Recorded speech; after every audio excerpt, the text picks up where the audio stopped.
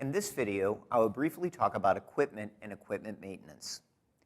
The double bass is a very physically taxing instrument, and for this reason it is important for the student to have a bass and bow that are well maintained and suitable for his size. Basses come in a wide variety of sizes, from 1/8 or smaller to 7/8. Because of this, a student can start on the bass at a very early age.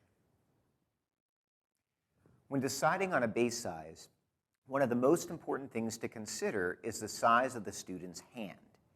If the student has to stretch too much or even shift to play a whole step in half position, the bass is too big. The other thing to consider is the height of the student.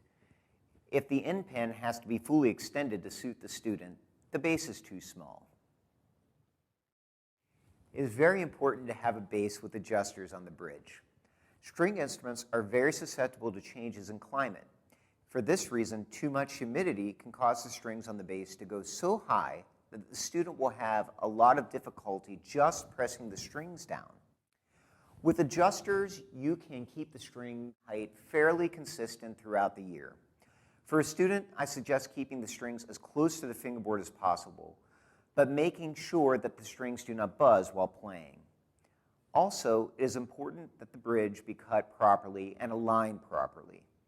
If it is not set up well, it will also cause great difficulties for the student, such as string crossing challenges and tone production problems.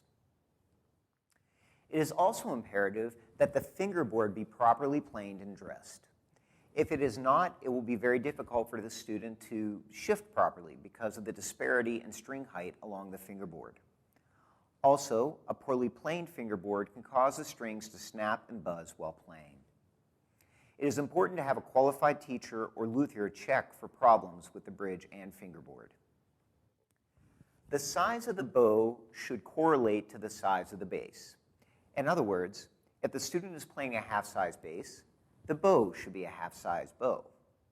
I strongly recommend using real hair instead of synthetic hair. The difference in tone production can be quite drastic. You also want to have the freshest hair possible on the bow. For me, this means changing the hair every 3 or 4 months. As the hair gets older, it becomes more and more difficult to draw out a good tone, and it usually causes a student or performer to press more than necessary. It is also important that the strings be fresh. This means changing the strings every 6 months. Since strings can be very expensive, changing your strings that often might be cost prohibitive. In any case, I would not keep strings on longer than a year because of this effect it will have on the tone. I recommend Pops or Colstein Soft for rosin. Pops is best when it is fresh. I personally purchase a new cake every month. Again, this might be cost prohibitive. In that case, make sure that you store your rosin in a well-humidified space. Other fine rosins include Nyman's and Carlson's.